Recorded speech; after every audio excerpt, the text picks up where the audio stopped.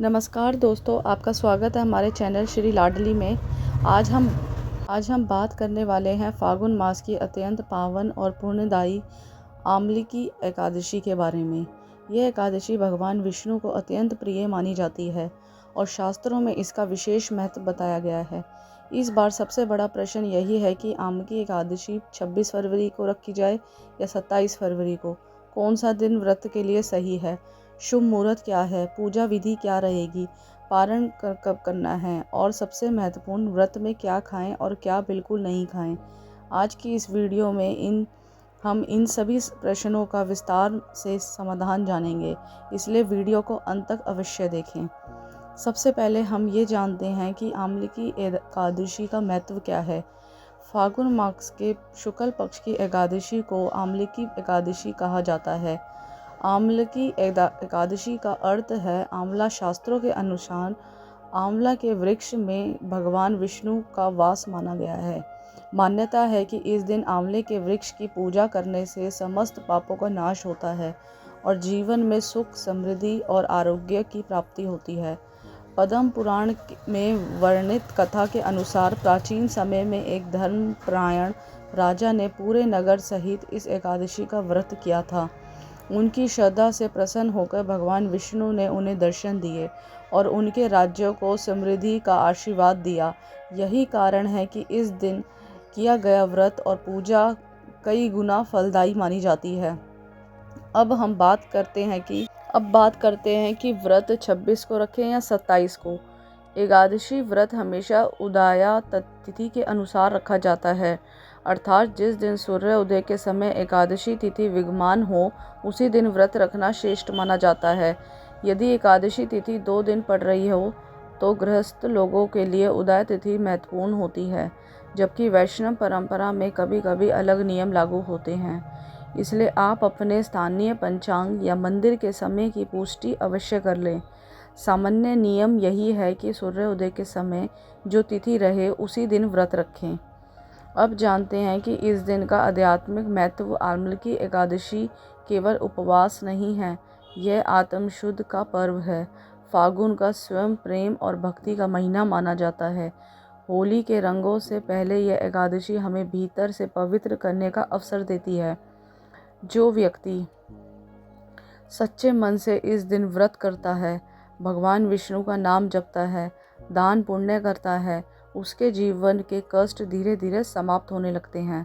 आर्थिक परेशानी, मानसिक तनाव, पारिवारिक कलह सबसे राहत मिलती है। अब बात करते हैं कि व्रत की संपूर्ण पूजा और विधि क्या है। एक दिन पहले यानी दशमी तिथि की रात को सात्विक भोजन करें। लहसुन, प्याज, मांसाहार का त्याग करें। ब्रह्मचर्य का पालन करें और मन को शांत रखें। एकादशी के दिन प्रातः ब्रह्म मुहूर्त में उठें, स्नान करें और साफ वस्त्र धारण करें। यदि संभव हो तो पीले या सफ़ेद वस्त्र पहनें। घर के मंदिर में भगवान विष्णु या श्री हरि की प्रतिमा या चित्र स्थापित करें। आंवले का फल या आंवले की डाल यदि उपलब्ध हो तो उसे भी पूजा में रखें। दीप प्रज्वलित करें, गंगा जल छिड़कें और संकल्प लें कि मैं आज श्रद्धा और भक्ति से आमलिकी एकादशी का व्रत कर रहा हूँ। इसके बाद भगवान विष्णु को पीले फूल, तुलसी, दल, फल और पंचामृत अर्पित करें। विष्णु सहस्त्र नाम का पाठ करें या ओम नमो भगवते वासुदेवाय मंत्र का जाप करें। यदि संभव हो तो आंवले के वृक्ष के पास जाकर उसकी पूजा करें, जल अर्पित करें, दीपक जलाएं और परिक्रमा करें। ऐसा करने से विशेष पुण्य की प्राप्ति होती है। दिन भर भजन, कीर्तन, नाम जाप और सत्संग में समय बिताएं। अब बात करते हैं कि व्रत में क्या खाएं और क्या नहीं खाएं।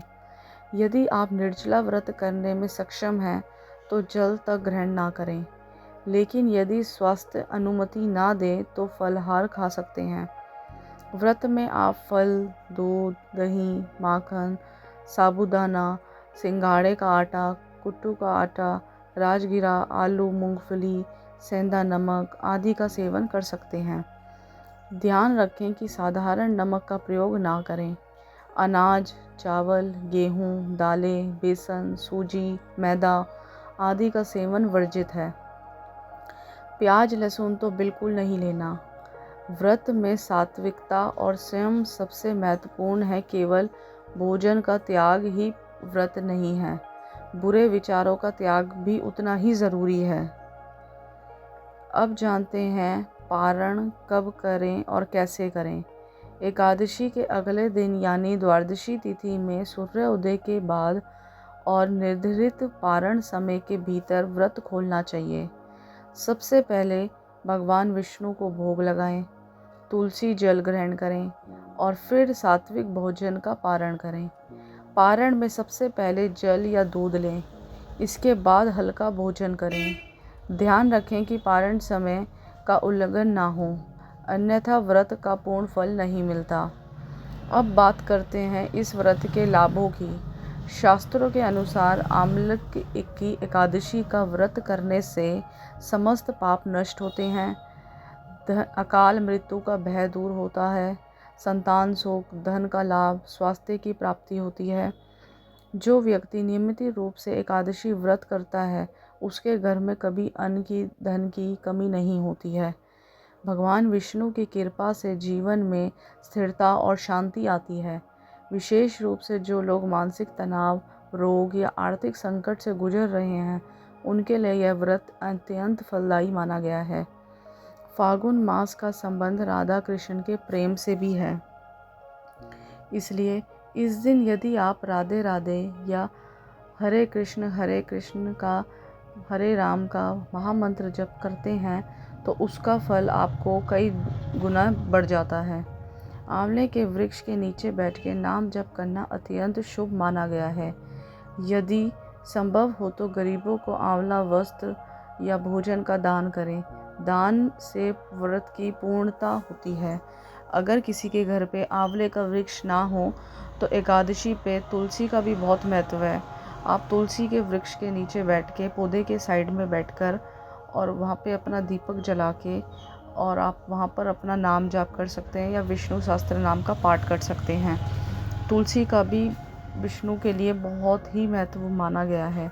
तो अगर किसी के घर पे आंवले का पेड़ ना हो तो आप तुलसी के पास बैठ के भी अपनी पूजा को कर सकते हो।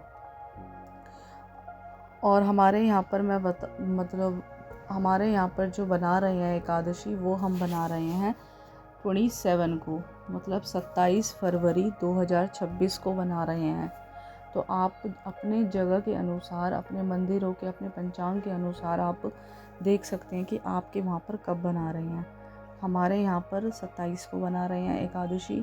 तो आपको व्रत रखना है, पूजा करनी है, जितना हो सके भजन करना है। मंदिर में जा सकते हो तो किसी पास के मंदिर में जा सकते हो, घर पे बैठ के भी पूजा कर सकते हो। ब्रह्म मुहूर्त का पालन करना है। अगर आंवले का पेड़ नहीं है तो आप तुलसी के नीचे आप बैठ के वहाँ पे पूजा कर सकते हो। अंत में मैं यही कहना चाहूँगी कि आंवले एकादशी केवल एक तिथि नहीं है, ये आत्म शुद्ध और भक्ति का अवसर है। 26 हो या 27, सही तिथि की पुष्टि कर लें और श्रद्धा से व्रत रखें। नियम से पूजा करें, सात्विक भोजन करें, मन में किसी के लिए द्वेष ना रखें और भगवान विष्णु से प्रार्थना करें कि वह आपके जीवन को सुख, शांति और समृद्धि से भर दे। और जितना हो सके आपको नाम जाप करना चाहिए इसमें।